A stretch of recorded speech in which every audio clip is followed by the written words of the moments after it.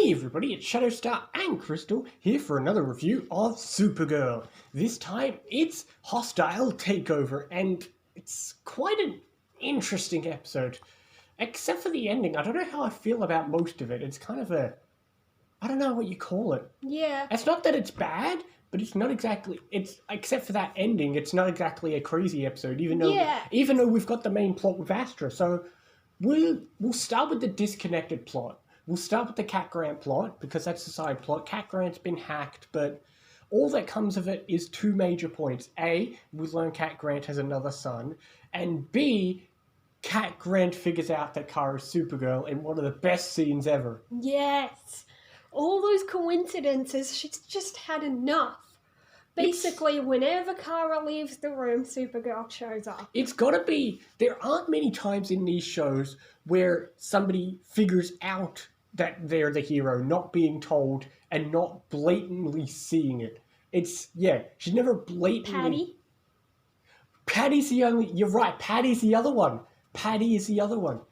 There's usually either A, they're told, or B, something incredibly obvious happens, whereas this is more just figuring it out through circumstance. So you're right, it's like Patty, and... Oh, Iris felt the finger spark. But that's a bit different, though, because at least she had something a little more obvious. Yeah, true. But still, I love that moment where she figures it all out, and Kara has no way of defending herself, and we don't really get to see any more reaction of how Cat Grant's going to respond to this, because Kara's got to go deal with something else, and it's the end of the episode. Yeah. But that scene was so good. The rest of the episode was nice. We got some nice Cat Grant moments. We got some good moments with everyone else. We got I suppose we did get a tiny bit of the annoying friggin' Win and James and all that stuff. Yeah. Like, there was this conversation where Kara and James were like, yeah, Win shouldn't have had a problem with it. It was just a hug between friends. Nothing more. Oh, because you're with Lucy. And the way they say it, it's like James is saying, yeah, we're just friends because I'm with Lucy. It's like he's blatantly saying, if I didn't have Lucy, we'd be more than friends. I just hate these whole... But then in the end, he blatantly tells Win, if you want to, go for her, I won't stop you. Oh, I just hate this whole mess of plot. But the rest of the episode was good. We got some good moments. We also, the weird thing is, Kara doesn't really question things, because obviously, as we see, after the but after the revelation last time, Alex is being friendly with Sean Jones again, but this time, she just tells Kara, oh, just trust me. And Kara just accepts it. Yeah, that is annoying. Oh, well. But yeah, we had an interesting scene where Alex notices that, Astra wasn't fighting properly. She left herself open to that. Yeah, so obviously last time ended with her about to fight Astra, and this episode ends on another fighting cliffhanger, but, we got a lot of stuff about Astra, because we got quite a few of the flashbacks to Krypton, and we start to get some rough ideas on what Astra's motives are and were, and this is where we start to get the underlying theme of the entire show of Supergirl, where each season tends to have a plot line that is supposed to parallel a real-world topic that is debated. If it isn't obviously you can look at the underlinings of what Astra talks about with Krypton and Earth and say, gee, it sounds a little on the nose and like they're talking about climate change or something along those lines. Yeah. Yeah, that's the one thing Supergirl does. Not every season, but most seasons will have some issue they'll tackle.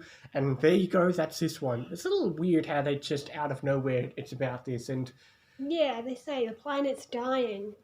We've got to do something, or...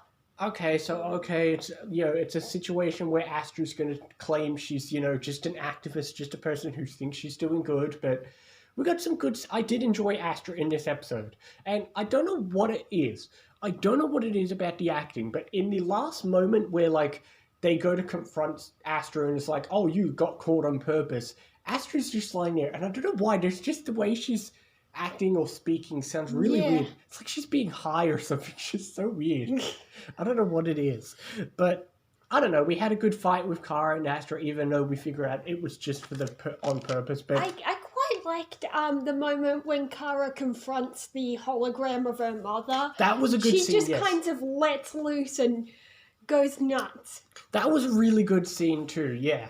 Hmm. We got to see, that moment where she can't really confront her mother, but she asks the hologram, and for some reason, okay, the weird thing is, the hologram is programmed to just ask any questions her mother would know. Maybe to have technology to extract your memories and whatnot. But apparently you can put in fail-safes and say, hey, ignore this question. Yeah, because she wasn't programmed to answer some questions. But still, she treats it as if it knows everything her mother knows, which doesn't really make sense because it just has information that they got from in the pod. Why would her mother put her memories in there or something? Well, maybe it was some sentimental thing. Maybe she decided, you know what, Kara's going to lose me, but I've got this technology that can, display my memories. She'll have a thing to remember me by, so I'll put it in the pod. Yeah. But, maybe she didn't really think about I don't know, but it's weird because the hologram acts like it expected her to become a hero and become Supergirl, which, I don't know, it's a weird... Maybe it did, because remember, the original intention was for her to be older than Superman, so maybe they did expect her to protect her cousin and protect the humans.